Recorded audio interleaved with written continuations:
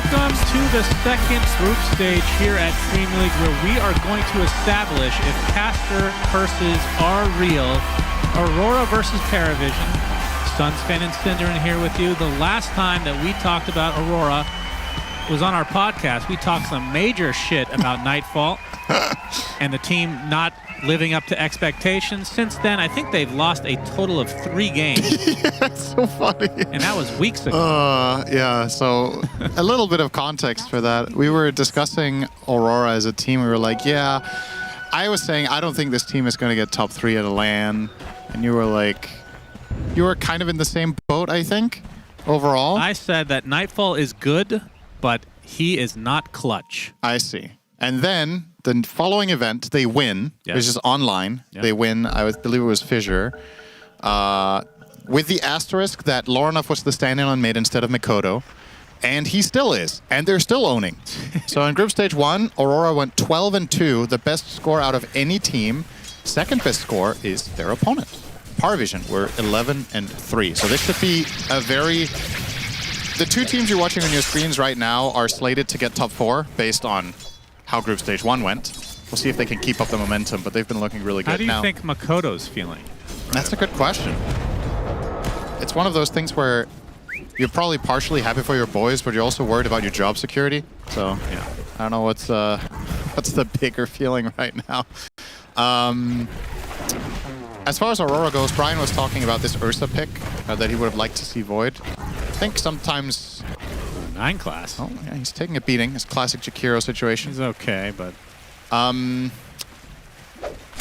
This is Nightfall's best hero, together with Phantom Lancer, in my opinion. The 2 heroes that he broke through on the scene with were exactly Ursa and PL. I forgot that Phantom Lancer was even a hero. Yeah, he's not popular. Good riddance.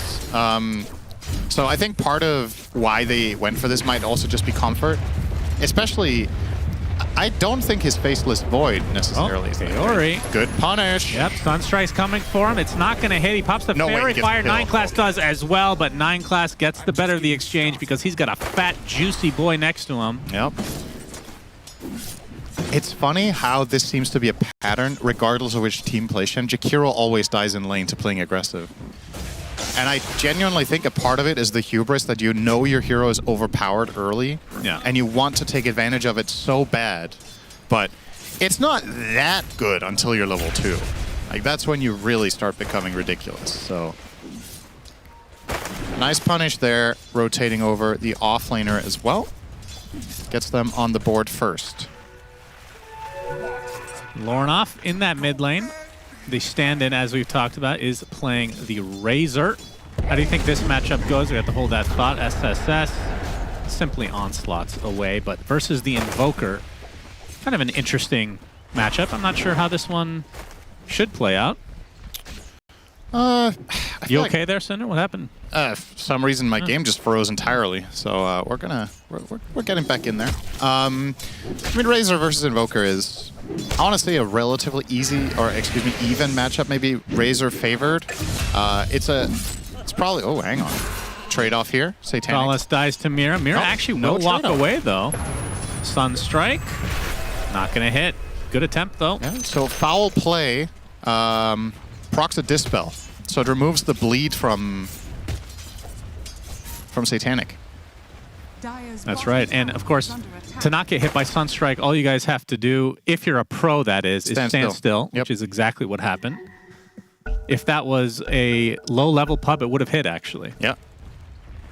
And those are, unfortunately for no one, what he's used to playing. Not a very good player, so plays a lot of low-level pubs in his spare time.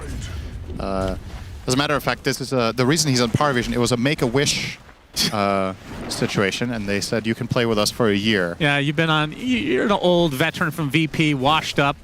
Yeah. You can try out for us, just play a little bit. Ends up owning. Yeah, shockingly no one still got it. Who would have thought? Well, I think a lot of people actually. Like two years ago, I wouldn't have said that he'd make a resurgence like this. This is kind of I mean, I feel like this is very rare to happen. I can only name a couple players probably. You're not one of them, that's for sure. Thank you so much. It was the opposite with you. Have you noticed that there's like this we've talked about these 3 players that have kind of come back from 2 or 3 years of hiatus. It's No One, it's Mid One, and it's Moon. It's 3 mid players. That's right. Maybe mid's just easy. Yeah. Who would have thought that? Nightfall does not get hit. He's attempting to get out of dodge, but now wants to try to go on top of SSS because he's slowed to a crawl, and those Fury swipes stack up fiercely, so nice pick off. Unfortunately, that Sunstrike missed because he stood still, but the reason he stood still was that he was stunned. So, arguably, yeah, No One Paravision why. briefing themselves with stuns. A little bit unfortunate there. It's actually a super impactful situation. If you get that kill on Ursa, your Primal survives, and he might get off to a pretty good start in the lane. Now, things can get a lot harder. He doesn't have all that much regen, though, on Nightfall. Flying something out now. The salve, until that reaches him, perhaps they had a moment of opportunity, but the wave is not in a good position. I mean, am I wrong that the Ursa versus Primal isn't even a good matchup for Primal? In lane, it's not. Yeah. Later in the game, it's one of the better heroes against Ursa because, for whatever reason, Pulverize does not get affected by status resistance as one of the only abilities in the game. But if you get... Wait, if you get Ags, is it hard to spell? Yeah, you can break out of it. As WS gets gone on, Sunstrike, it does hit. He's learned. I mean, that's tough. He was stuck in a corner. He couldn't stand still or move. He was just getting hit. Still. Yeah. Right on top. So No One on the board. Satanic playing the Kez. Probably the last time. Oh, sorry about that. I think this lane is going... hey, production, my button doesn't work. Oh, that's good. For the bird. Yeah, just letting you guys know, very important to fix that. Let's keep the Falcon's button broken. Appreciate that. Mid one. No One getting ganked. Lornoff pops his ult. There's a TP on the way. It's going to be in time is the question. The whip comes out. They do get the kill on Kaori, but No One still falls, which is the big one for Aurora. They also lose another support on the other side as 9 class snags the shield room. This is an interesting lane to watch. I figured that Exort Invoker against Razor will have an advantage, but I didn't think it would be necessarily as big as it has been. But also look how Lorinov is investing into winning the lane. Double Bracer plus Bassi on the mid-Razor here. Very early-centric build-up to try to get every single advantage he can against No One in this early laning stage. And it's paid off. He's ahead. They got that kill. Now he's going for possibly a quite unexpected rotation here. I think this is one of the things that have impressed me the most with Lorinov in this iteration of Aurora is level 4 is very good at rotating. And I know they don't get the kill here necessarily, but this is for the 7-minute wisdom shrine. Whip. See that shield rune is still on 9 class. The Sunstrike hits again. Lorinov dies. So his rotation ends up being wasted, and the rest of Aurora have to get the hell out. A good ice path. See if that stops Satanic and his 12 buttons to hit to actually try and connect on Kaori. The Echo Slash hits, and there's the Onslaught to ensure another kill going the way of Paravision. And Mirror too. Yeah, they get another one on the other side. All right, I take it back. When I said he does good rotations and unexpected, honestly, I wasn't even looking at the clock. It's already been 7 minutes. It doesn't feel that way to me. That's true. Yeah, like, this game has flown by. And, well, that makes the rotation a lot more expected, and as a result, Paravision bring 5 here heroes. we go. Sorry, just not to interrupt. Very important, yeah. Just double check. Oh, it still worked now. That's good. Good to know. How about this production? Appreciate that. Okay, that one works too. We're not going to use that again. Yeah, so 4v5 at the enemy Wisdom. That's never going to end well for Aurora. And Paravision, they were on the money. Everybody ready for it. Ooh, Dr. Lorinoff, but it's dispelled immediately. That's a fake doctorate right there. That was true. Very quickly. That was an honorary doctorate that they give out to billionaires. Right. As if they need more in life than a fake degree. Yep. It's all about accomplishments that you don't have. When's that class uprising happening? I can't wait for that. It's going to be fun. Yep. To DreamLeague. Let's talk about politics, everybody. I would argue that's not even politics. Another tornado onto Lorinoff. Get a wall off here? No. Boundless Strike, 9 class, and most of Paravision make their way over, and Lorinoff is Omega dead. No TP support for him. This is a very good start for Paravision. Shutting down Razor like this, he was having a good start against the Invoker. Now 2 back-to-back deaths, 1 on the Wisdom, and now 1 in mid. Bringing the numbers seems to be the key for Pari so far. 5 on the Wisdom, 4 on this mid gank. He's taking no risks whatsoever. And in the meantime, Satanic is getting to get some good farm. Now, perhaps they're trying for the dive, but there's a very suspicious tree in the neighborhood that suddenly is a monkey. They spot Mira. So much info. But the ice path, they find Kez, and that is the death of Satanic. I say that, the Raptor Dance almost goes off twice. It's too late, though. They've lost the Birdman. Aurora trying to exit the premises. They lose Mira, so if that's all they lose, then they'll be pretty happy. But Nightfall kind of outnumbered, but he does have the right clicks to his advantage. Overpower right onto SSS as WS tries to shadow him. Gets off the Frog Stomp. The box to save, though. SSS looks to be okay for the time being. Boundless Strike for 9 class in his exit plan, but no one is the one that gets caught off guard. The whip not going to do too much. A good attempted heal, but down goes the Invoker along with the Ringmaster. Aurora come in numbers, and they come out on top of this engagement. I'd like to see a replay of that. Sorry, I said Kez 3 times. That's your responsibility to hit that button. No, I am not. That is not my responsibility. That's nobody's responsibility, as a matter of fact.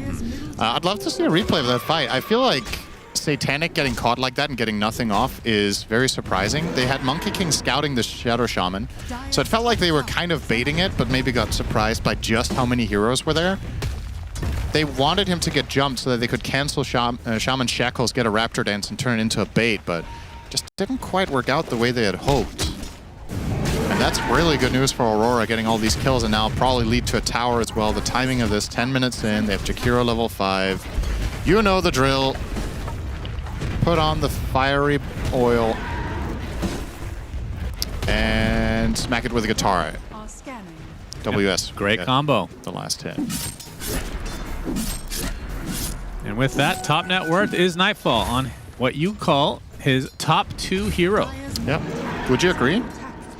Yeah, Ursa definitely. The Phantom Lance, I feel like I haven't seen it in so long that I couldn't even say. But I'll take your word for it. Very good on PL. What do you think his best item is? Is it the BKB or is it the TP? It's a tough choice. I think Quelling Blade. He's good at last hitting.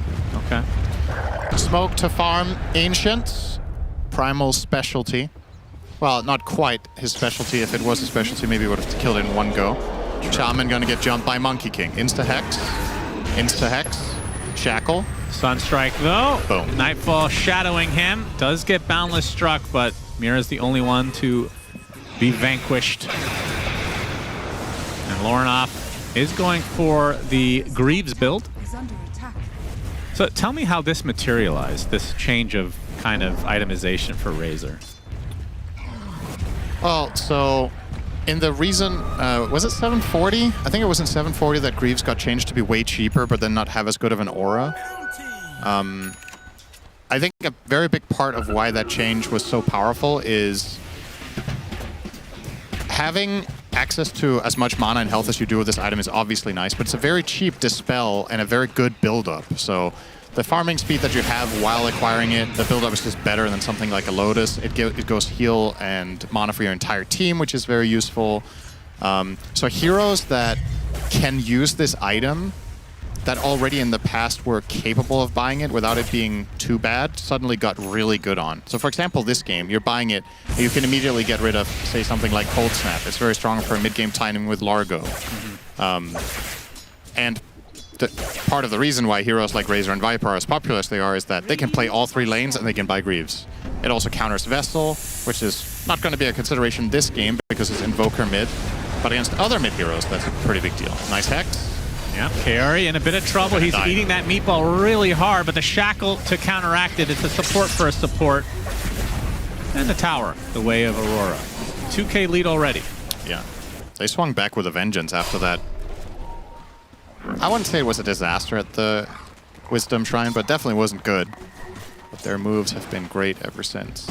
Now, when you have an Ursa line, we always talk about the Roche potential.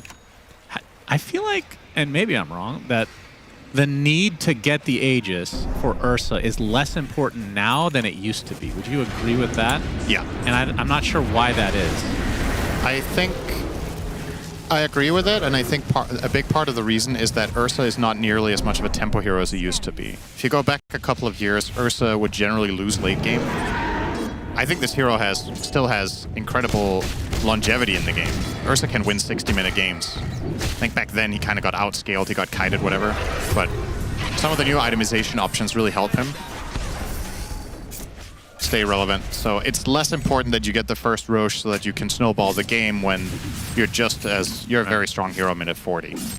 It's not a... Well, and it looks like this might be a late game potential type of deal, as we see a Midas being built by 9 class, which I feel like am I wrong that he doesn't build that often? I think that's true. There's no point in upgrading to Vessel here, though, because Razor's getting Greaves and Largo is a frog.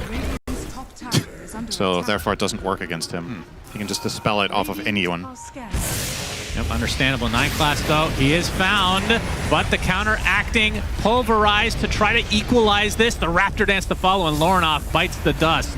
That was Satanic, everything though, out of Satanic. He's already used his Raptor Dance. He only has 11 buttons left. He gets 1 kill. Now the focus is on the Frog himself, WS. He'll be able to get out, as Mira's Serpent Ward's not going to be able to do too much now. Paravision on the run. Oh my god, the damage. Ducalis just gets absolutely mauled by the bear as SSS continue to take punishment as well. Sunstrike not going to hit, but Satanic is still going to fall regardless as Roche destroys SSS. Get the fuck out of here, he says. Why was he so angry? The one creature in Dota that can toss Primal. What in the... Why was...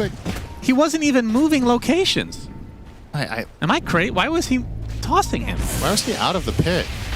But even I guess we'll see the tail end of this replay, but a couple of nice details here. So first of all, this is a good first kill from Pari. The trade-off from Monkey King is obviously great. Now keep an eye on Satanic here. A very clean parry into killing Kaori, and I thought at this point, okay, now he's going to be in trouble, but nope, he gets healed up by the tonic. Yeah. You can see Roche on the mini-map moving now, by the way, so it must have been like right at the tail end. It must be the tail end of crossing the river. It takes him 45 seconds to do that? It's like 30, right? He's about to get tossed soon. Let's see. But yeah, this parry again, if that Sunstrike hit. And on the side of your screen, it really, that is so hilarious. Man alive.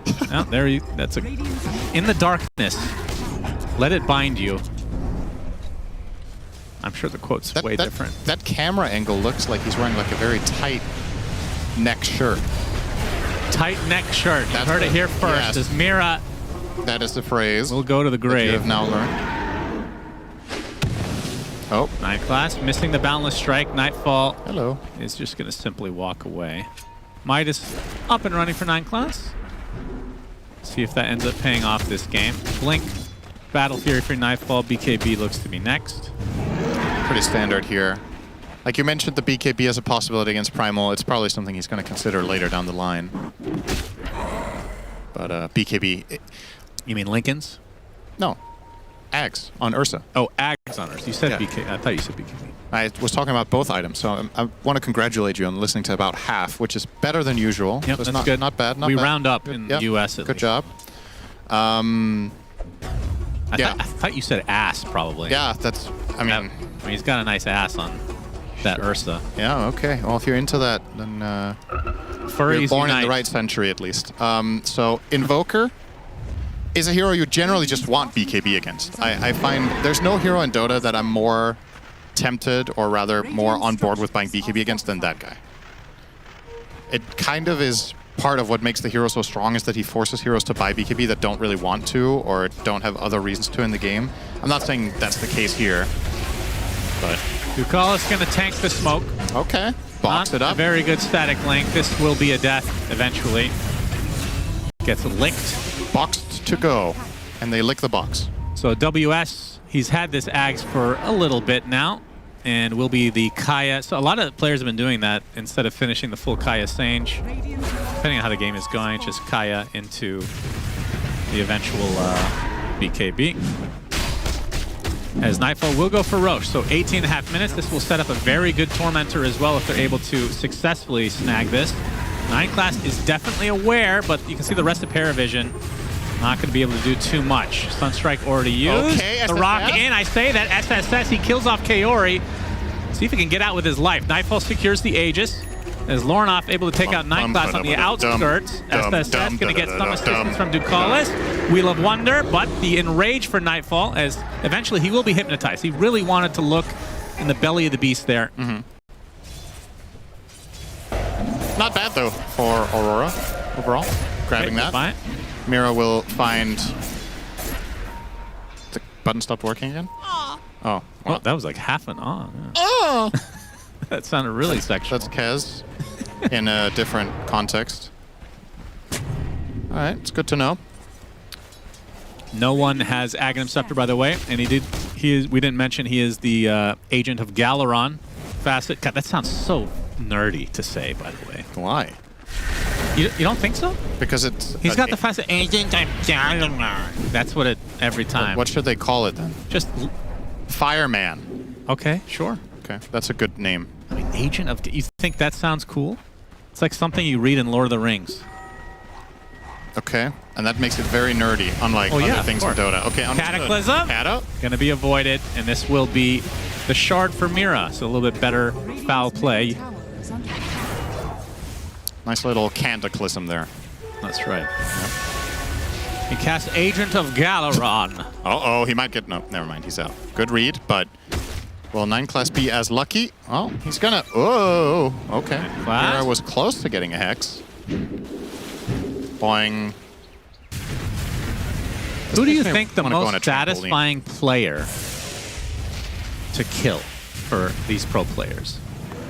I feel like this is a very loaded question with 9 class on screen. I know. So basically my question is it 9 class? I think for many, yes. Also because supposedly he doesn't make many friends in pub games. Yeah. I think people... Do you think anybody else is in consideration, or is it just a blowout? I think it's pretty satisfying to kill Prime Miracle. In a different way. That's like the opposite end of the spectrum. People didn't hate Miracle, though. You know? Just some food for thought. Yeah. I'm thinking about it right now, and I'm done. Quick little snack. Tier 2 tower taking quite a beating that bot lane as 9 class will go down to Nightfall. You can tell Nightfall is like... You want my courier? Okay, Nightfall was expecting that. Let's see a replay of how fast he jumped him after he hit the courier. That was instant. He knew that was coming. You read him like a book. That might be the counter to 9 class Monkey King. Just send out couriers. Look at this, how fast he is. Boom. He barely even got the swing off. Yeah, that's nice. Damn. Showcase the basher for Nightfall as well. And of course, confirming what we already knew from real life, which is of course that bears are stronger than monkeys. I'd take a gorilla though. Over a brown bear? Yeah, 100%. Wait, which one is the most violent and strong bear? Grizzlies? Kaori, you can ask ChatGPT that anytime you'd like, Cinderin. I'm not going to be doing anything for the next 10 minutes. Why not? We're just going to farm or what? Oh, they got him again! Yes, they did. Bashed off the tree. Down goes 9 class. That's a 1-for-1 though. EMP is going to burn a bit of Lornoff's mana. Yeah, it's got Greaves though.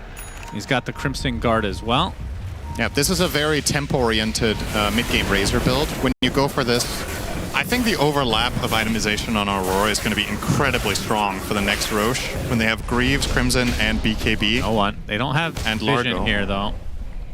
Nightfall being shadowed. Satanic's thinking about poking. Gets off the silence with the instant Hex into the Serpent Ward trap. Satanic still stuck there. Puts off a random Echo Slash as he's going to get jumped on by the bear himself. Enrage is popped. Satanic in a lot of trouble. Gets beaten down to a pulp. And a nice shackle on the Primal Beast, who's completely segregated from his team, leads to the double kill for Nightfall. I think the Echo Slash got stopped mid-animation by Frogstomp. He didn't move, or he must have misclicked. You can definitely jump out of Serpent Wards with that. But he somehow didn't travel? Sounds about right with the Frog Stomp. There's another one bites the dust. Triple kill for Nightfall. Somehow this streak was still available for the taking. That was a very, felt like very long interval there for it. Don't give this guy a good time on Ursa. It generally doesn't. Too late. Well. 5K lead for Aurora. Their Aegis is expiring soon. Dire's top tower has fallen. You're going to see the replay here again. So let's keep an eye on the Kez now. There's the frog stomp. Oh my god, it's the same Perfect. frame. That's nice. That's ridiculous. Wow. Okay. Just lucky, I'm sure. I mean, honestly, that's one of those what can you do moments. It's just, that is just unlucky. It just really is. What a timing for it, though. Against Satanic at a crucial moment in the game. This is a very big fight to win. It sets up the map to be nice and safe for the moment. There's no objectives. You can just keep playing out aggressively with the ward that you got placed off of this. You can see right now it's seeing both the Monkey King and the Primal Beast in the jungle. Mineclass gonna ping it out. Not sure how he was so confident Hex. he was there. Ducalis is nearby with the Wheel of Wonder. Does have to try to avoid that. The bear trying to get through this box, but no one still will fall. Matters not. And the lick onto Ducalis. He eventually will die to the song here from WS. So double kill for the Froggy. 8K lead for Aurora. Won't know about Roche for another couple minutes, so no major objectives. They might be able to get a tier 2, potentially. If nothing else, I don't even think it's that important that they take objectives right now. It's just stay on the enemy side of the map. Stay there, place aggressive wards. You can see they placed a very basic ward. This is obviously one you're expecting to be there. But ultimately, you're saying to Paravision, come get it. You know? Are you going to de-ward this with Monkey King? Ursa's going to kill you instantly if you jump into this ward. So you're basically denying a big part of the map. They're just zone controlling against this hero. Placing the high wards against Monkey King can be very, very good when you're leading. The element of surprise is very much not on Monkey King's side anymore. They are going to leave the area, though. A little bit surprising. But they want to go and hit mid from the left side rather than the right. I wonder why. Okay, they still also have the other ward that 9-class pinged out earlier. That still didn't get de-warded by That's Pari. a pretty big power spike for Paravision, though. Double BKBs picked up for Kez and... Sorry. Why does this button not work half the... My goodness. Kez and Primal Beast, that is. There. Ooh, okay. Thank you. I can't tell if they're doing this on purpose to us or not. Yeah, maybe it's them activating it, not... Radiant are scanning. Smoke from Paravision. They want to use this timing on those double BKBs as a reveal. But we can see on the minimap they're not remotely close to anybody at the moment. We'll get outpost control. And Aurora sitting pretty, but this next age is going to be pretty pivotal. If Aurora can get that, then it's going to be pretty hard for Paravision to deal with. Invoker notoriously good at high ground defense, but obviously don't want to be put in that position where that's 100% needed. Satanic's going to open up with the Pulverize as well, but the Frog will get out of it, and now Nightfall just beating on the Primal Beast. Deafening Blast, so takes out WS. This is looking pretty good for Pari. Start for Paravision. Nightfall now getting gone on by Satanic. That is way too easy for the Birdman. As Lornoff shows up on the other side, is going to get bashed. Ice Wall applied to him as well. The box is going to keep Satanic alive. They're keeping good distance from the Razor. Satanic trying to focus on the supports to start things out. Wukong's command from the support, though. Getting a little bit of damage, but it's really Satanic that's able to withstand most of this. They get 4 kills, and Lornoff the only survivor, and this means Paravision will be able to get Roche themselves. Yeah, Lornoff with the Nightfall.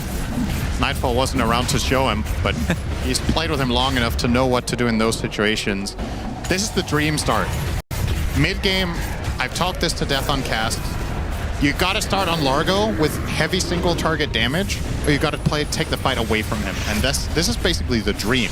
You kill him first. Kez is one of those heavy single target damage heroes, mind you. Take him out. Ursa commits a lot to try to fight back. This fight is already lost, and Lornoff is just seeing how much he can trade away. And he ends up trading away 2 teammates. So, not the greatest, to say the least. That is Paravision completely recovering the game.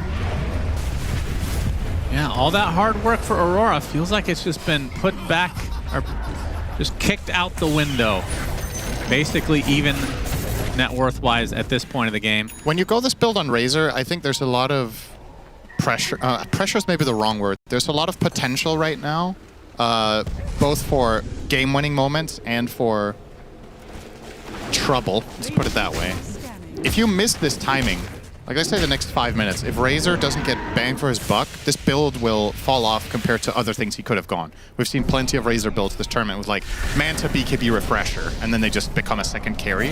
Larnov is trying to win the game soon, and they're not really close. So I think perhaps this didn't feel like a game where he needed to go Greaves Crimson. I don't know if you would agree with this. I don't feel like there's a single fight that they won because of his items. I mean, it's tough to say. It's like we haven't had a moment where we're like, okay, they're Crimson, Kez can't kill them-ish, right? I think most of the fights they've taken, he could have also had the Manta build. And that's not to say that this is wrong what he's done. It's just the last 5 minutes did not go according to plan, is the short version here for Aurora. Basically with this build, you're ensuring, or you're basically saying Nightfall, you need to carry. You're trapping Lorenov. That's not great, Mira. He does not have a way to get out of this. The MP on him, he's got to pop the BKB. He cannot deny the Serpent Wards, and the enemies aren't going to do anything about it either. The Pulverize does get him out, and now SSS is stuck in there. What the hell is going on? Thanks for the save, buddy. Kaori eventually will be the first casualty as they're going to jump right in onto the Primal Beast, but the box is going to save him. Satanic with the Raptor Dance. Everybody's going to be able to avoid it, though.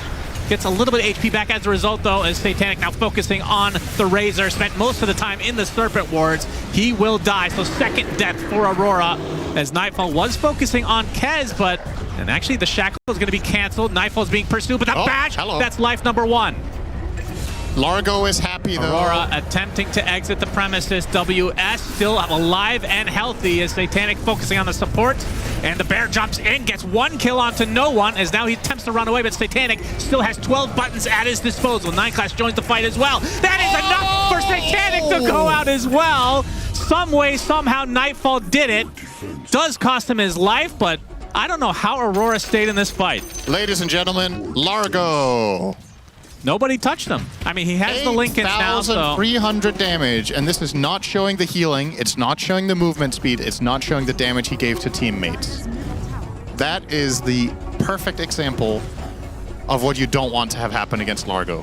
Freely playing the guitar for a minute straight, you gotta shut this guy down. Either you kill him, or you take the fight away from him. Also doesn't help. You use the Pulverize on a target that is absolutely useless. I mean, the beginning of this fight was just bizarre. This is like a guess the MMR moment. Now, you can't see it anymore, obviously. This is the tail end of the fight. But just look at how much Largo gets done in these fights. Like, he just keeps double strumming. He's going to run around, do extra damage to Satanic, pull away. I think maybe they could have even put... Oh, that's not a good... Cannot believe how long Nightfall lived. It's so crazy. Defense.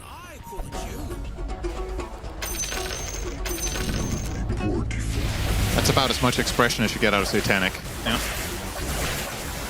Well, Lorenov does get a free shard. Shock. So Aurora do claim the Tormentor, but... Yep, they're back in control again. They are. They are. It's a bit of a topsy-turvy graph here. This looks funny. I mean, it really does come down to the Primal ult. Who will you be able to cast it on? Yeah. Obviously, a lot harder now that the Lincolns is on WS, which is probably one of the... And he has BKB on top of it. That's crazy. So Lincolns was basically a reveal for that fight, and then in basically 2 minutes, he finishes BKB in addition. Yep, that was such a huge fight for him. I mean, in hindsight, I know that it's hard to... We get all the vision. We get the hindsight, everything. Yeah. He gets ward trapped. The enemy team, what do you think is the best move there? To fight away from him, force him to just TP out? You either fight away from him or you kill him on the spot, but you obviously, I mean, pulverizing him out of the wards was clearly not the play. If you put enough stuff on him, you force him to BKB TP out, or as you mentioned, you can leave him there. But he can destroy, he can't even destroy the wards because they're in his team. He's literally just stuck. They can pull him out with Largo, I guess. So if you don't do anything, Largo's just gonna... Oh, that's true, yeah. ...move him, right? So you kind of had to put pressure onto Razor, just not with Pulverize. Oh, they do have Force Staff on Mirror. I don't know how new that is, though. I think he did not have that in that fight. He bought it now because he's like, okay, if I'm gonna ward trap my teammates, I gotta bring them out of it. It's always good to have an insurance policy. No one. He's gonna be ward trapped, attempting the Nightfall, but now instead cancels it as Lorenov will get an easy kill. Damn, he was so far away from any supports. Nobody was in range to help him with anything. No box, no stun from Monkey, no Orchid. They just ran him down. And it's a good thing Lornoff was kind of alpha testing the ward trap for Mira, as Mira is able to now use that on enemies. Yep. That's why you do a test build first. You need to see how it works. Here's the replay. So he's stuck here, right? Where's Largo? Largo's very far to the left. They don't know this. Oh, actually, they did. But, I mean, this is... And there's only so much you can criticize in that moment. There's a lot of... go back to live as 9 class falls. Yeah. Again, little monkey gets burnt this time by Kaori.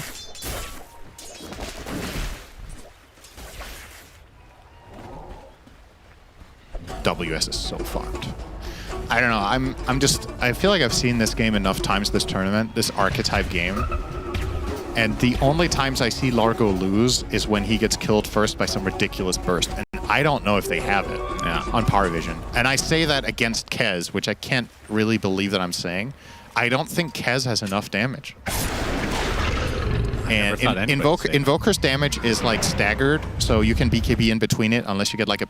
Maybe Pulverize with Kez and Kata can kill Largo. Maybe. Maybe. That's what I'm looking at. As Largo about to finish his shard, so that's going to be effectively double Lincolns. The teammate is nearby. Smoke from Paravision. The fight's about to begin. Pulverize finds the target. There's the Cataclysm. It is enough. Lornoff takes a huge tumble. And Mira will follow suit.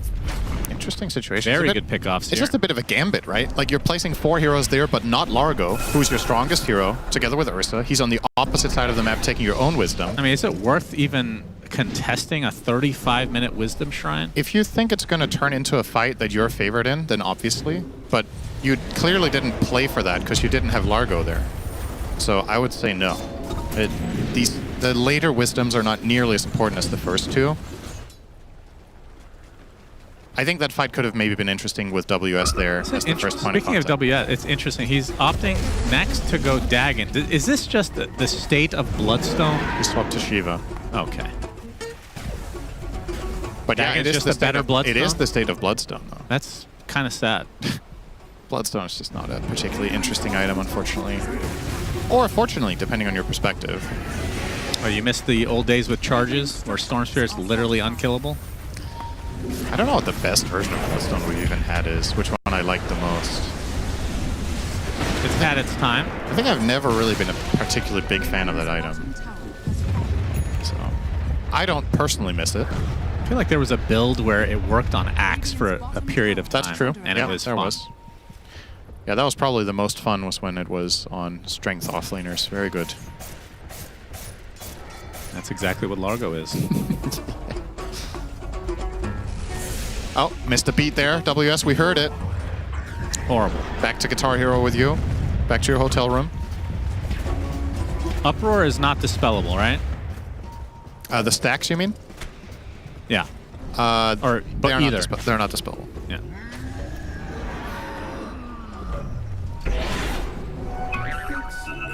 All right, smoke from Aurora as Roche is available. They want a quick pick and Roche if they can.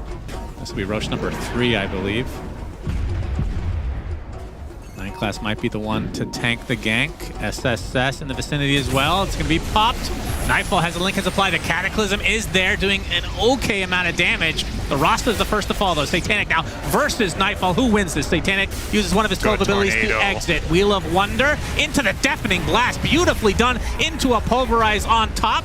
That is a dead Razor question mark. Lornoff actually finds the distance. Largo continues to heal. Lincoln's pops. Another lick for the road. Gather up, young ones. Frog will heal you. That was a very good combo. But what would be stronger, the forces of the universe or a frog with a banjo, is what we found the answer to today. Yes, indeed. Everybody back to full HP aside from Lornoff, as Paravision might be forcing the issue. Alacrity on Satanic. The belch ensues. WS ready to just walk in casually as he does on the Frogman. Okay, this is balanced. Knife comes out. SSS going to focus on Jakiro first with the Pulverize. It's not enough to get the kill. He's going to have the refresher and the BKB. Oh, good find on No One. Nice ice path off. Nightfall destroys No One as 9 class denies the Aegis. Wait, what? WS and Nightfall both with double kills. The buyback on no one's not going to do too much in all likelihood. He does get out. Is Aegis just cursed today? In the same day, we have a forgotten Aegis and a denied Aegis. Yeah, that was strange. It takes longer to attack it than to just pick it up. I mean, clearly that was a moment of panic. 9class picked up the cheese and... Was it the cheese and the banner? Oh, I think really? he picked up everything else. 2 out of 3 ain't bad, I guess. Oh, no. And now Aurora attempting high ground. There's Roche's banner. I'll be honest, though, if he had the Aegis in the pit, I think he still dies twice. Largo was in the middle of everything, completely untouched. And they got a clean opener on Invoker with Ursa. So this is starting to look very healthy for Aurora. Yeah, this is 2 sets. Yeah, has no buyback. They can't fight without him. They can't kill Largo without him. Yeah, it's 2 sets easily. Will they stick around for more is the question. Oh, or will Paravision actually try to fight without Kez? 9class with Balance Strike. There's the Pulverize, but you can see the Cataclysm still not doing that much. 9class is certainly dead along with this set of barracks.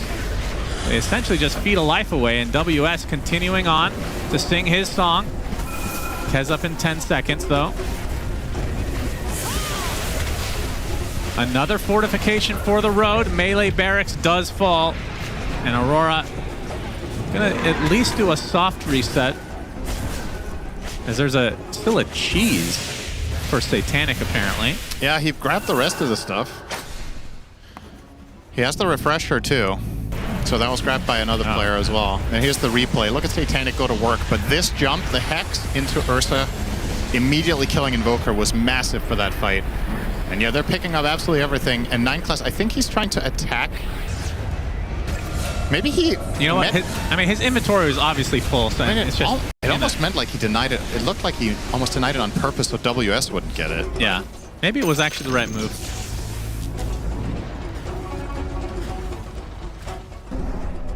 I will say it was not the right move, but it might have been what he was left with. I mean, he could have picked it up, right? Well, I'm saying maybe his do we see his inventory there? If his inventory is full, the right play is to make a slot. Yeah, but you're in the midst of this huge team fight. You're not going to be able to think things through. I don't know. Clearly not. Cinderin could have done it better, guys. You heard it here first. Actually, maybe that moment, yes. That is possible. It's not out of the question. I think all of these players could have done it better in that moment. Just not 9class. I mean, that's what happens in a high panic. I mean, you could blame 9class all you want.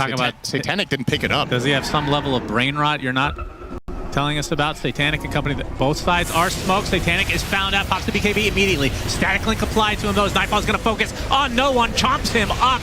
Dead is the Invoker, no buyback at all. Lorna with a full duration Static Link as Satanic gets off the Raptor Dance. It might be enough to take out the Razor. No, Postomatic, he's able to survive. And they kill off the Kez as well as the GGs come out. So game number 1 to Aurora. They are looking. Heroes at the start of the fight and can like 4-shot clinks or something. It could go well. But I feel like a lot of cases it's going to be like he's separated by a Mars Arena or some other frontliner. It's going to be harder for him. Yeah, a lot of it will rely on positioning then as well. Let's find out how Game 2 is going to play itself out. And potentially, Paravision will force out that 3rd game to this best-of-3 series. We're heading over to our commentary duo of Sunsfan and Sinrin.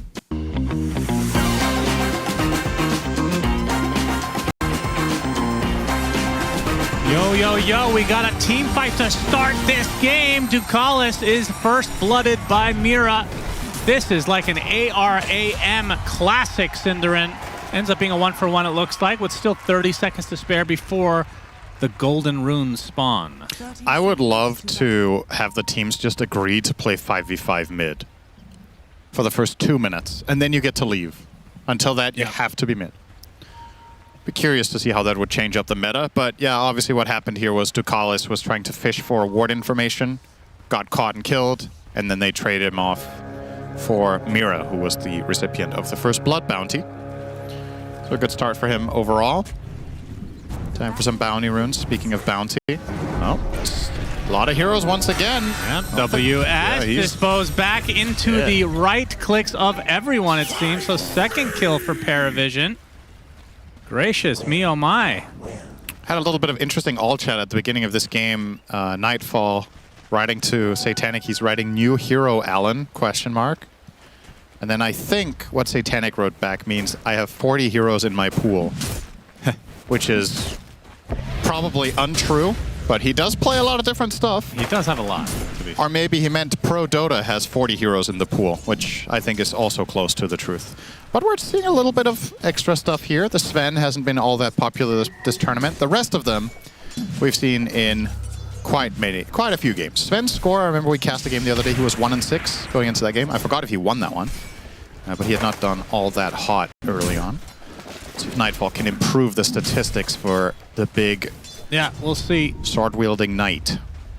Most knights are sword-wielding. I don't know why I think this, Cinder. Maybe it's just complete. I mean, it definitely is bullshit, but I'm going to say it anyway, of course. Yeah, as you do. I feel like the ratio, we make fun of Nightfall for Nightfalling away in many situations. I feel like his highest percentage to do so, for some reason, is Sven. I don't know if you feel similarly. No, I agree. Because when I picture him BKB TPing away, it's always Sven in my head. It's Sven or Morphling. Morphling? I think Morphling is the clip. There's a Twitch emote called the Nightfall, and that's him BKBing as Morph and TPing out. I see.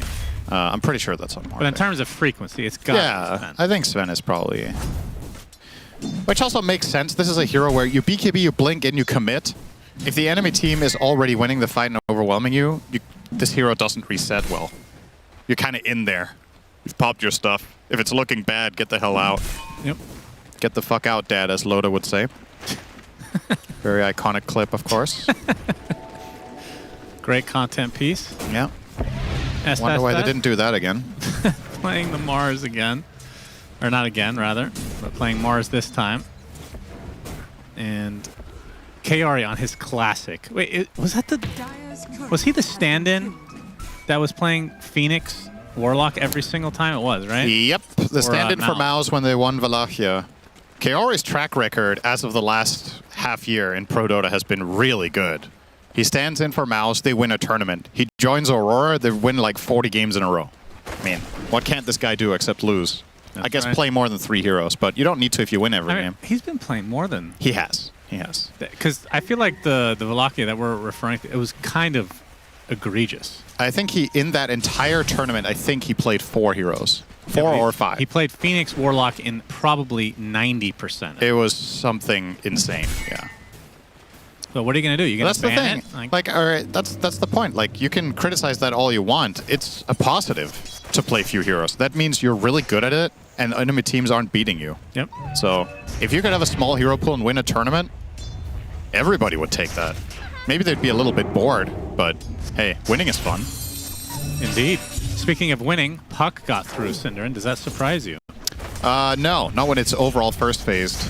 This is a massive upgrade to the priority of the hero. The thing that's been surprising me about Puck is how good positions it has been picked into in the tournament, where it gets picked like second to last or last in the game with no counters. It's just like, I think the hero's too good for that and has too good of a track record. But very first phase, not a surprise. It was banned last game. So Paravision saying, if we want this, we better take it now. Yeah, no one kind of owning right now.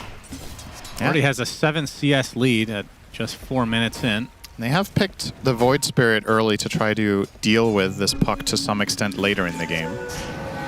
Lornoff. Actually, Mira steals the Water Rune. Might pay the ultimate price, though. The potato's coming for him. Blood Grenade to slow it down, but Ducalis gets the last hit in the end. Ducalis. Which tournament was it? He had that ridiculous streak on Chen. It went like 11-0 or something before he finally lost. Trying to think about, but yeah. I only remember one tournament with him. Very iconic video that nobody clipped. Of course. That was Riyadh Masters. This is his trademark hero for me. I think this is his absolute best pick in Pro. So if it's a good meta for it or if it's a good draft for it, he will run it and he will deliver. Like a good start here for Paravision, to be sure. WS's Courier gets these. Okay, pro players I feel like they let their guard down too much with the Couriers. Like that was very avoidable. I think relative to, like they're overthinking, like not over, but they're thinking about so many things that they just lose track of the Courier so often. I think it's the thing. Mira is mega dead. It's probably the smallest skill gap between heralds and pros. Yeah, is courier usage 100%. by far. It's not even close. Like that and dodging air, like skill shots. Cinder. just stand still. Heralds are better, actually. Yeah. But it is fascinating when players are so good at all the little things. You'd think they would also get very good at the courier, but it's kind of one of those out of sight, out of mind things. Got my items, activate courier, back to playing your hero. Yeah, and I know it's not as big of a deal as it used to be when the one courier got killed. Yeah. But still, you're giving away quite a bit of gold. There are moments that it's crucial. It's one thing to give away gold. It's more important when you have a key item on it that dies and you lose 3 minutes of laning or 2 minutes of laning strength. Oh, no one. He is Fatal Bonds right now. We'll get away. This will set up the rune exchange. Is he dying? Minute. It is bottom. 9 class fairy. takes the arcane. Mira, you are dead again. They're on top of these runes. Dukalis very good at this when it comes to Chen. Some Chen players a little more on the greedier side. Dukalis always shows up for power runes. They'll get that kill as you mentioned. This is looking great for Paravision. They're total free farming on their clinks. Absolutely zero contention for him except, I mean, Timbersaw is trying to hit some creeps, but that's it. He's not taking damage. At the very least for WS, he has got both the Lotuses. But as mentioned, Clinks doesn't even need them, so it doesn't matter that much. Radiant's middle tower is under attack. And WS is getting smashed. Both carries are owning right now. Yeah. There's a little bit of an off-lane gap, though. I mean, 2K, though. He's 700 behind Mars on Timber. Mars has a kill, Timber doesn't. Obviously, that's going to swing things quite a bit. 7-minute wisdoms will be traded. As Paravision do not want to lose to their rivals, Aurora, who have become very, very hot as of recently. This is another game where I feel like the first 7 minutes flew by. Am I in some sort of like simulation right now? You said you agreed in the first game. I feel like it hasn't been 7 minutes yet. Time's going faster today, Shannon. Is that a bad sign or a good sign? It's age.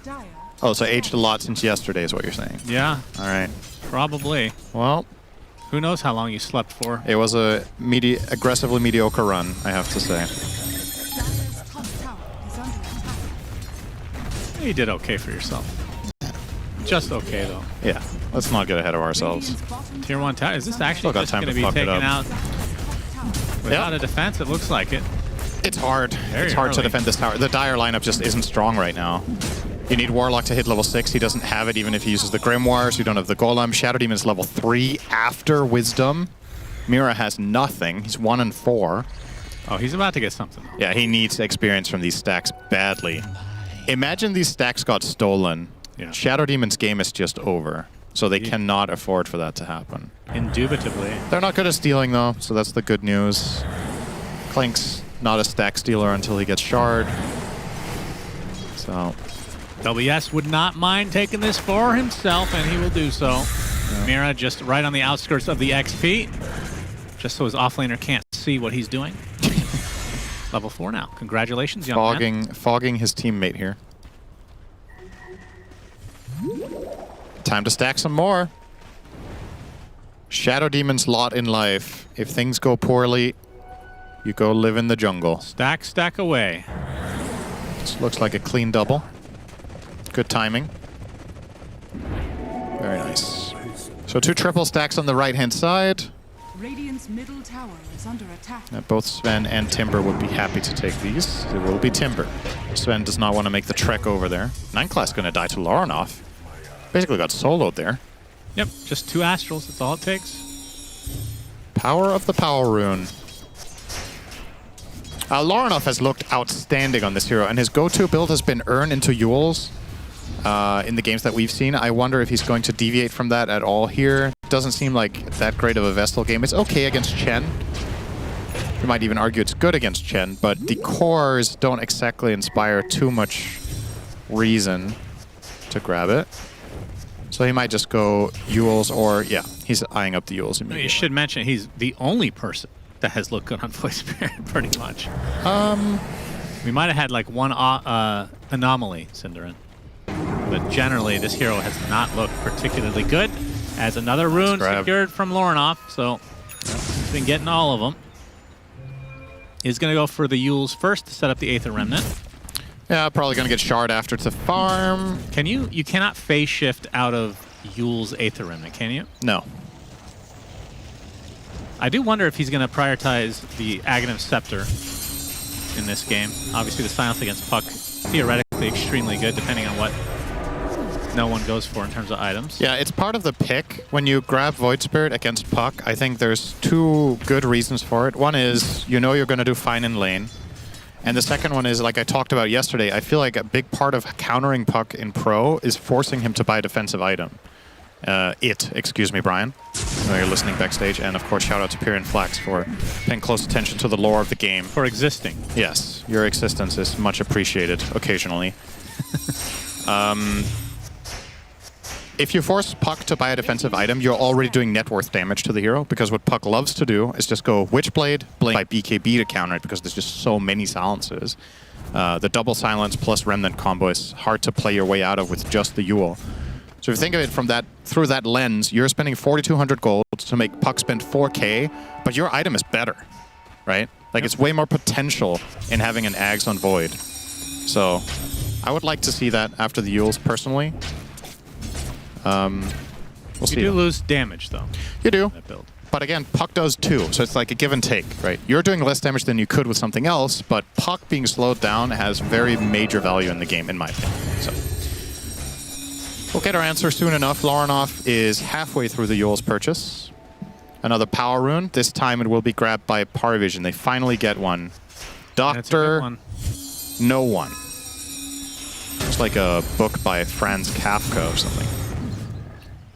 Okay. Yeah, happy to help. Neither of us can read, so that's rich. That's true. You're good at watching movies, though. I am. Thank you.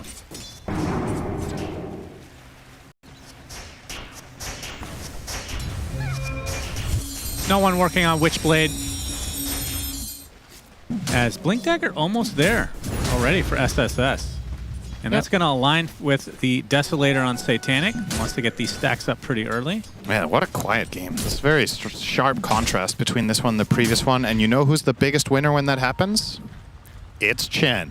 Because Chen farms more than every other support in the game. So they're hitting a huge power spike, actually. So the Deso, the Blink, the Witchblade, and the Mech. All about to be They are finished in the next mega strong on Radiant right now. This is... see how much they can take advantage of from the Paravision side. I think Aurora fighting here is contingent on getting good Fatal Bonds. I think without that, you might not have enough damage. So you need a structured team fight, or it's going to get too hard. Like, skirmishing is tough. Timber is pretty poor. Sven just wants to farm another item or two before he really gets involved. You can see the mindset of Nightfall. He's kind of just using God Strength off cooldown. Just to farm faster, not showing any interest in contributing to any aggression.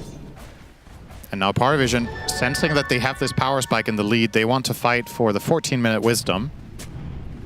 Lorinov knows this, though.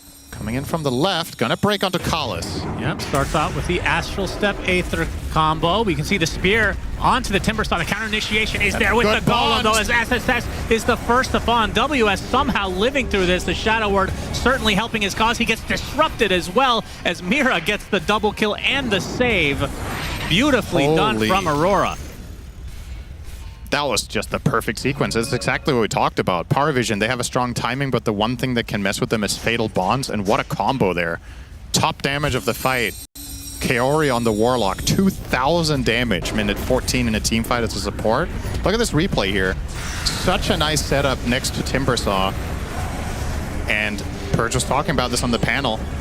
Sven jumping clicks is good news. It's exactly what they got. And Satanic's like, yep, great power spike, guys. 4 amazing items coming together within a minute span. I do like the instant meditation strategy, though. He said what he had to say, and then he closed his eyes. I've said my part, and I'm going to mentally reset. Fuck you, team. And if I can't mentally reset, I'm right next to my bed. That's true. That's a nice... it's a good strat. It's a place you can take a nap during your death timer. We've had plenty of legendary pro players fall asleep during the draft, so... He wouldn't be the first, and he won't be the last. Well, this is during the game, though. Yeah, but in prep for next game. Well, Obviously. I guess there's no next game today for them. I don't know, is Paravision playing again? No, they're not. I don't think so. They are not.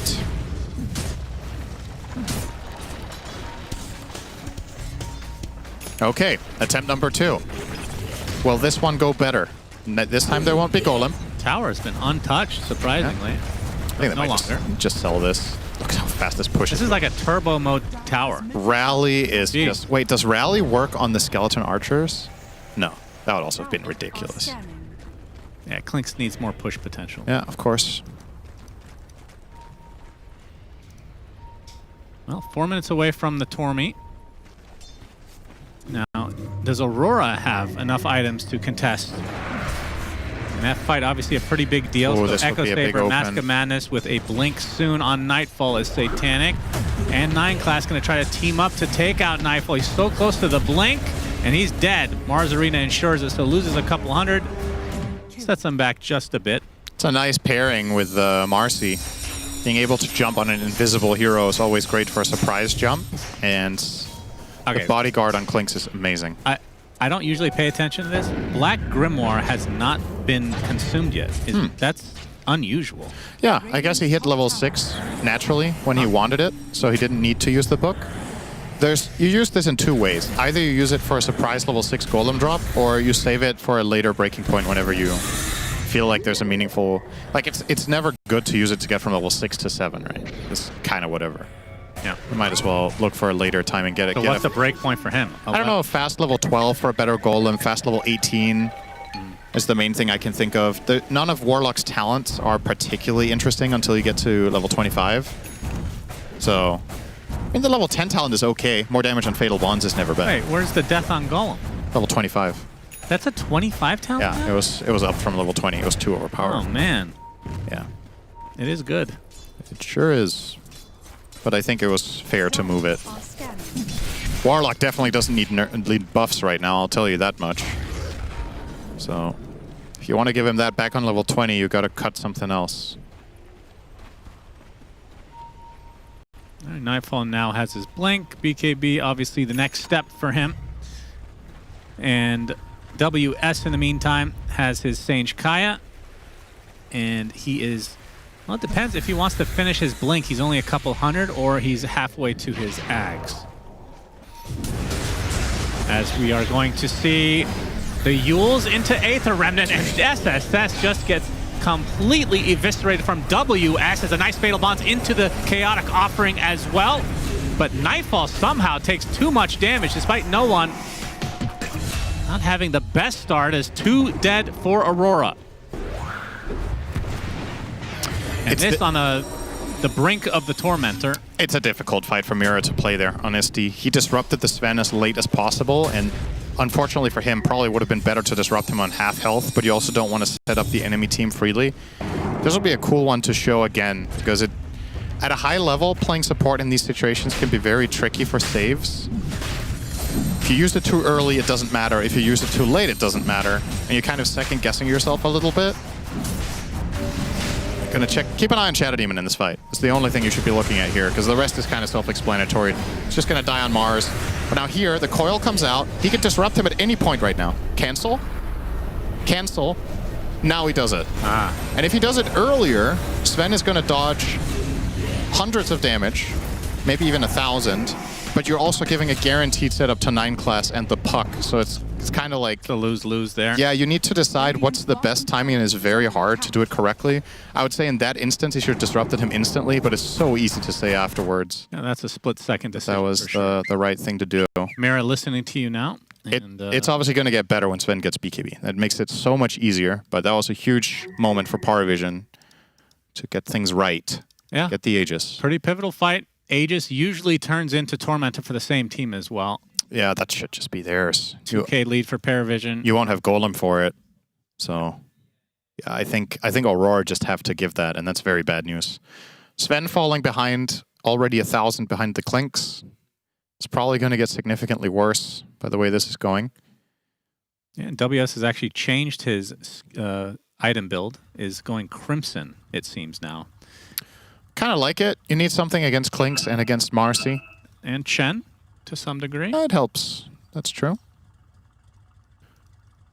question is, I think in Pro Dota, I think there's some games perhaps where the 5 or the 4 can actually buy an item like Crimson, but it's not like, it's not common. It's maybe not on your radar. You're generally not going to do it. But let's say you have a good game, right, on a 4. So Shadow Demon or Warlock? Yeah, but they're not rich enough. That's what I'm getting at here. They can't afford it. But let's say they could. Radiant's Yeah. bottom You could tower still go is damage under items on Timber, and one of the supports could buy the Crimson for the team so that the other heroes can get the big items that are going to win the how fight. much are you losing based on the strength aspect to that item? It's just HP, right? I keep saying strength, you're right. You are obviously losing. The item is better on Timber. There's no doubt about it. But the flat amount that it already gives is quite significant. So I think sometimes... There's also some supports just have a lot of health. Shadow Demon gets, 8 strength on level 10. He has pretty good strength gain. 3 strength gain on a support is high.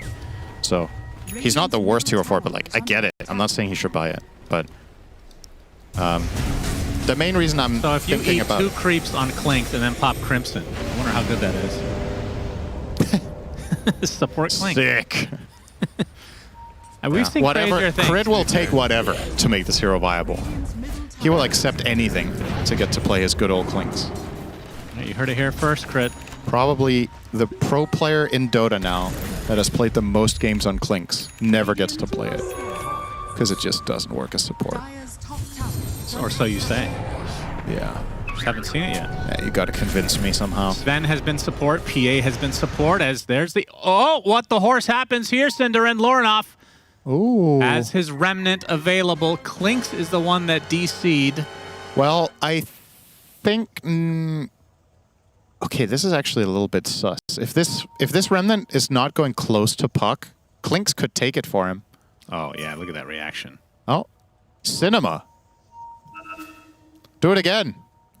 So Clink's right on top of the Void Spirit, So this remnant... unbeknownst to him. Yeah, this remnant would hit Puck if it weren't for the pause, but now you can technically intercept it. Marcy can jump into it with rebound. Clinks can maybe run to the left and take it with the Aegis. His Let's see what rebound's too happens. slow, right? Surely. Yeah, he took it on Clinks. I'm not sure he was going to react that on time. Oh, So that unfortunate, Timbersaw, he there's the pops the Crimson. newly picked up Crimson. Satanic not doing too much as a result. pop Instead, him. he's taking all the damage from the Sven. That's life number 1. Coil's going to set things up, though, with the Mars Arena to follow. Chaotic offering right on top of the Clinks as SSS destroys Nightfall and Kaori in one swing. Lornoff bites the dust as well, and that's just 2 members of Aurora remaining. As they try to exit, 9 class and company kind of focusing WS, but he is very, very tanky. It's going to take a while. As the Timber Chain dodges, oh, I thought he dodged the spear, but gets stunned regardless. Rebounded to his death as well. 4 for nothing. Did the pause help Paravision, Cinder? It looked good for a moment for Aurora when they killed the Clinks with the Sven jump, but here's the same problem once again. You don't have BKB. I think it's hard to just do this, but if they could somehow not fight until Sven gets BKB, it makes the world of difference. Yeah, look at that damage breakdown. Sven did nothing. He killed Clinks, and that was it. And you might say that's not nothing, but well, he had the Aegis, so it wasn't exactly an impactful kill. Nightfall can't play volley number 2. You're going to see it here. So they get a pretty good initiation here. He's going to jump in, or run in rather. These fatal bonds are not good either. They got absorbed by the entire creep wave. So you don't have bonds on the heroes for the second round here. Now you're going to drop the golem. If he had fatal bonds now... Rebound hit 3 heroes. Holy shit. I genuinely think if he had fatal bonds there instead of on the creep wave earlier, and he put that with his golem, WS might have been able to kill some heroes here, but not the case. So a nice fight again for Paravision. And this is what you sign up for when you pick Sven. It's hit or miss. So What was far, that? What stunned him?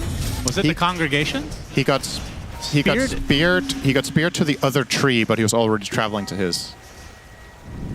I know it sounds weird. It doesn't. It feels like that should not work.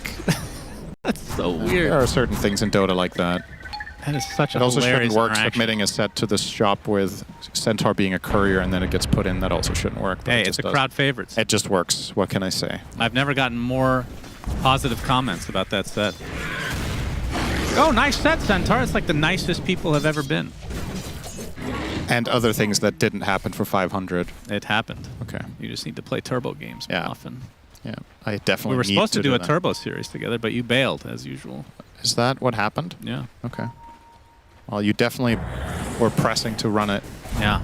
You know I me, think this is the first time you bring it up in 3 years. You should be able to read my mind. Yeah, Satanic. not bad. Daedalus is next on the menu, has the Crystallis now. And Paravision in a very healthy spot, 9K lead. I mean, coming into this series, I was expecting this to go 3 games regardless. Yeah. We'll see if that holds true. It's looking good right now. It's looking like a game that Sven is going to get his BKB, and they're going to try to take a fight. If they lose that fight, I think they lose the game there. Like, we're already approaching the Sven has one chance type of game. This hero does not win from 10K deficits very often. You get that one moment, make it count. Chen sitting on combined net worth of enemy supports. Yep. As well, Good. so they're going to have every aura in the world, and they're going to have dead Lorna. Jules, well, rebound didn't hit, but Doesn't matter. the spear does. Yeah. Down goes the stand-in for Aurora. This is not a Void Spirit problem, by the way. As much as some people have dunked on this hero, I don't really think that is the issue here. It's the fight selection, it's the pacing of the Chen. Just more on like a macro sense that it feels like Aurora are struggling here. BKB en route for Nightfall. I mean, even with Now's your this, chance. he has BKB. Do you really think he has enough damage right now? Yeah, they can kill Clinks. And that's the key here. Okay. There's a Lincoln's on Puck, so you can be clutch on no one and perhaps put it on Clinks at the right time, or you can obviously, if you're the target, it's great. But I don't really think Aurora are particularly interested in jumping him. They want to jump Satanic. And they are going to smoke. They want to use this freshly picked up Black King bar, but no dice. No, they'll have to settle look, for the Courier. 9 class. Wonder where 9 class is. Betrayed by Couriers in game 1, and betrayed by his own Courier in game 2. Yeah, he will get Storm Hammer. They're actually going to use God Strength as well, and he gets completely decimated. That's not a bad death at all. Yeah, and it shows that he has his BKB now, so Yeah. Paravision are certainly aware. Getting a lot of pauses here. 60 FPS.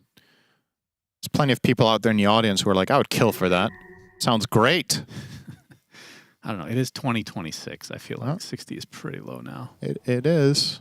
I mean, how many people out there still have 60 hertz monitors, though? Would you say? What percentage? I saw the other day a post about somebody who, a very famous streamer, as a matter of fact, who had a 240 hertz monitor and had never changed it off the 60 hertz setting for years because he didn't notice. Yeah. These people exist. They do exist. That's someone making a living from streaming. Yeah. So if that person could do that. Okay. That's a little different, though. That's user error. I mean, it's lack of knowledge. Right. I think actually there's a lot of people that happens to, like, genuinely a lot. I meant more, who doesn't have, like, who has a monitor that only supports 60 hertz? Like, that's very rare, I feel like, these days. You think so? Because even if you had an old school CRT, that's 100 hertz. No, they do 60. Right? They do it, but 100 hertz was pretty standard back in my day. Huh. And I remember because I went to CPL one year at the Gaylord Hotel in Dallas. Really? And did you like it there? We didn't take monitors because they were so huge, right? So you had to rent them. And I got completely effed. My whole team got CRTs. Yeah. I got crappy LCD, which at the time only did 60 hertz because that was actually the standard for LCDs. So, and then how did you end up with the bad screen? Was that because your teammates agreed you were the worst player, or did you draw the shortest straw? They had already, actually, I was the best player. Oh. So it actually screwed them too. Oh, that's really great. Unfortunate for all involved. Yeah. I just didn't have the confidence that I have now. Like back then, I complained, but I wouldn't say, hey, I'm the best player, I should get this. I would do that now. Well, not now because I'm old and... Yeah, I was like, this sounds like a fantasy world where you're the best player. No more. If we're playing together in Counter-Strike, I promise you can have the best monitor, because in that company, you are the best player. Thank you. It's been a while, though. Yeah. As Aurora sits on this 10K lead. And by Aurora, I mean Paravision, of course. Easy to mistake them. The logos are the same color. They are. Why, of all the colors, teal? The other colors were taken. You want to be unique, but they were unique at the same time. Who has red as a main color? Mouse. Who else? Why do I have to mention more? I just instantly answered your question. Well, You're just upping the ante. One You're is just like, not enough. That's not enough. One is not enough. That's enough for it to not Most be of them unique. are black and white. Then you have a couple teal randomly. I feel like there's many colors to choose from. Okay. I missed Fanatics, orange and black. That's classic. That's good. Why don't we have a team with a crimson and red logo? Is under attack. Crimson. Crimson and red looks so good together. Crimson and gold. Dig it. Crimson and gold. Very regal. The regal team. I prefer purple and orange. That's truly regal. Yeah. If you like getting second place Radiant's Yeah, it's better than some. in any sport, really. Yeah, that's fine with me. Yeah. So Aurora don't really get too much out of their BKB reveal. No, not yet. Well, okay, they didn't get it out of the reveal, but they still haven't had a fight where they're trying to go on Clinks.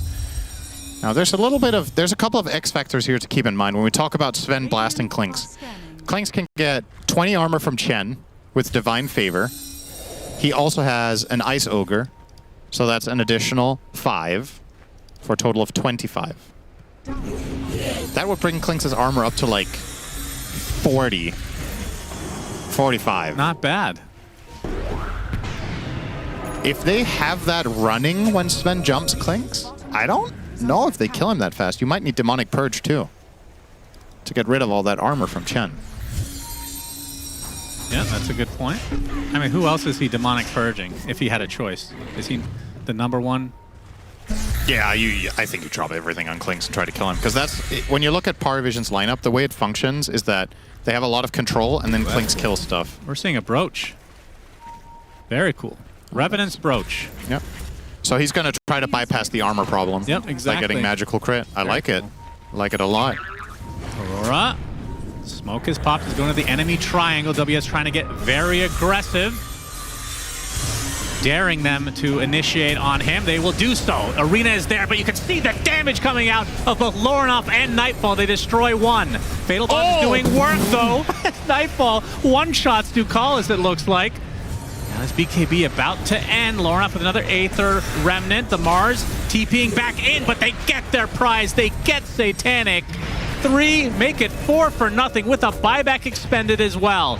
No one. This would be an incredible end to the fight for Aurora, and they get him as well. I can't believe they fell for that. How on earth do they open on a 4k HP Temper with Crimson? Oh dear, that is about the worst possible thing that could happen for Paravision there. That's the one guy they don't have the damage for, and there's Disruption. Just look at the replay. That's not even close, right? She's going to get out the poke. This is exactly what Aurora are trying to bait them to do. Doesn't get off the BKB on Mars, gets killed instantly. And now this Golem into Fatal Bonds. Look at 9 class. 1, 2. Oh my god. Ducalis just died to cleave. Oh my. Full collateral damage kill. 2 swings. And they clean up beautifully. And this time they didn't even have to go on the Clinks because guess what? The formation from Aurora was... I didn't, at the time I didn't realize. He TP'd in, he bought back, TP'd onto the outpost and immediately blinked away. He had to leave. He's lucky he didn't have a dieback there. I mean, that was nothing short of a disaster for Paravision. That was exceptionally incorrectly executed, let's put it that way. They're entirely down the drain. Yep. 10k gone. And now Aegis for WS. In Aurora the blink of an eye. feels like they're in the driver's seat. Wow. Now. I cannot remember the last time in Pro Dota I've seen a graph do this. Look at that XP graph. That is... that is hilarious. literally a vertical line. That's... my god. What the fuck? That's insane. Wow. And it only get worse here as Aurora will get the Tormentor as well. My Mira gets goodness. cleansed.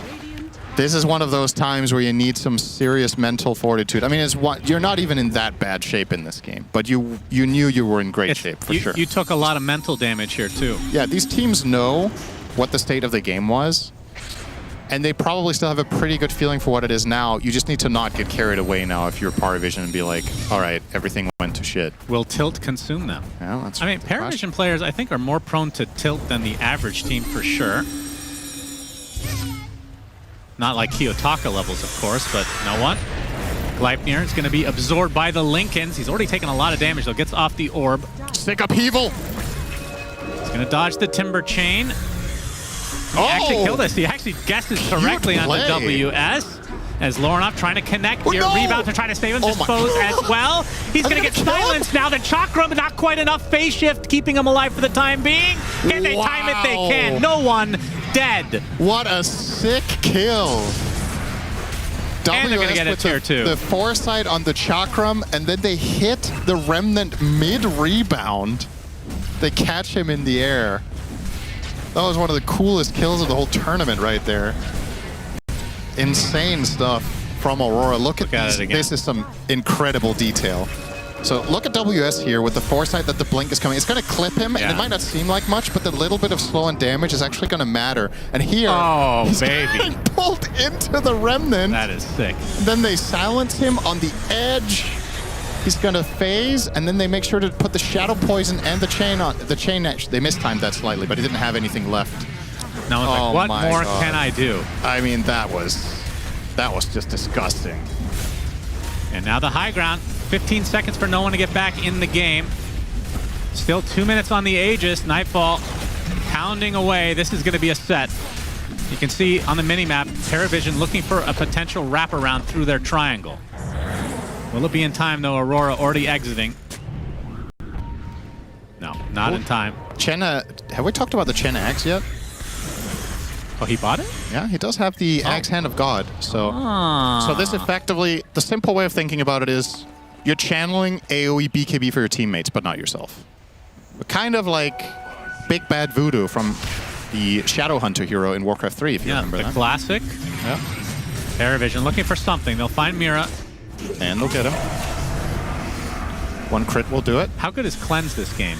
Silence from Puck. Is that it? Yeah, that's mainly it. It's still a really good one to cleanse, though. It is, yeah. You can cleanse Penitence. Yeah, true. Offensive Yules. Wait, does it? It actually takes off Yules? Wait, Demonic Cleanse is not dispellable, so it should. It's like a continued dispel, right? So I would think if you have it running on the target and they get Yuled, because you can't use it on them while they're Yules anymore, right? That was the change. Right. So I think if you have it running and they try to Yule you, I think you instantly come down. Okay. I would think so. For some reason, I never connected that as one of the... We'll see. We'll see. You're probably right, though. They do have one on Marcy, but it's kind of unlikely that they're going to use that offensively anyway, right? Like that. I don't think so. Well, Aegis about to expire, but Satanic, the item, is now equipped by Nightfall. He is looking very scary indeed.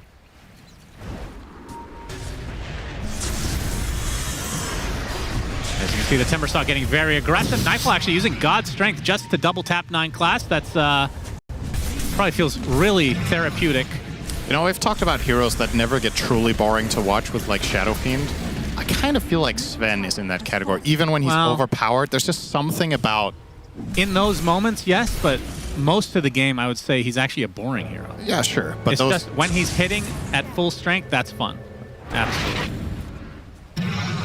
I think Shadow Fiend is just fun, like, the whole game. Fair. Like, his laning stage is fat. That's like the most... I mean, that's the most iconic 1v1 hero, right? So... It just doesn't really get played like that right now. No.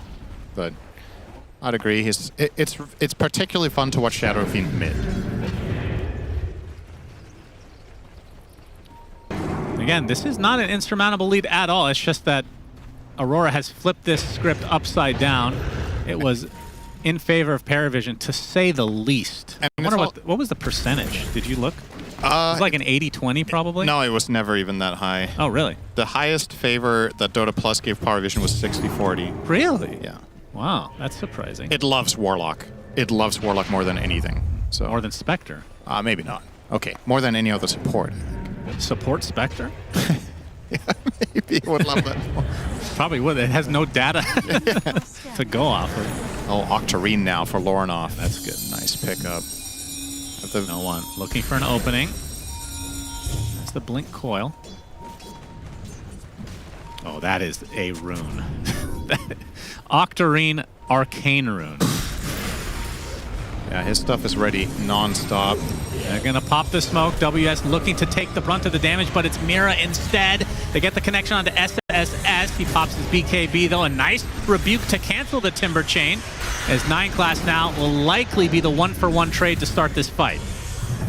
No one. He's going to get silenced. They have the Stormhammer. It's not going to hit. Phase shift just in time. Buyback from the Marcy. Good spear onto the Timber Saw. Already at half HP. He does have to be a bit careful. Kaori drops the Golem.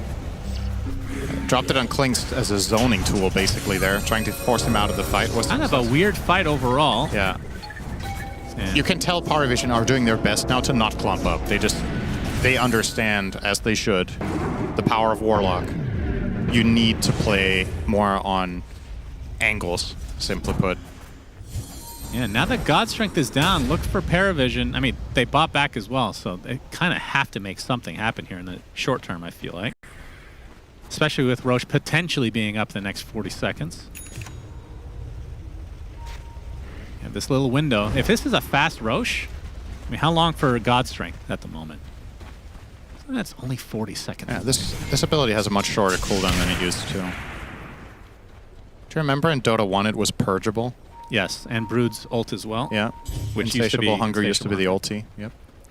Diffusal Blade had charges. Yeah, and that dispelled by default. Yeah.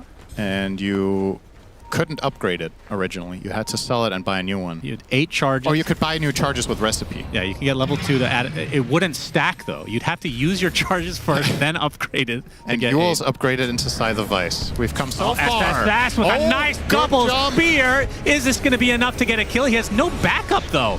A good Yule's though onto the Marcy. That's going to be a dieback for 9 class if he goes down.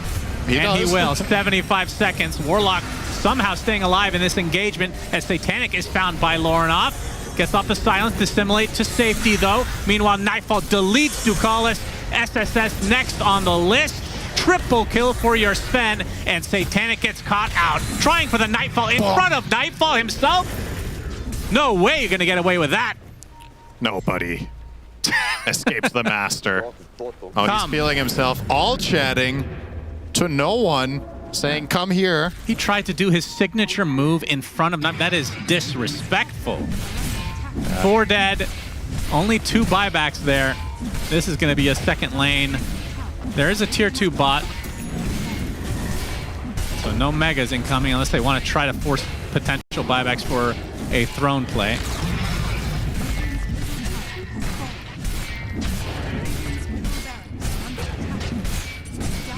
This is the second set. You gotta back off and take Roche.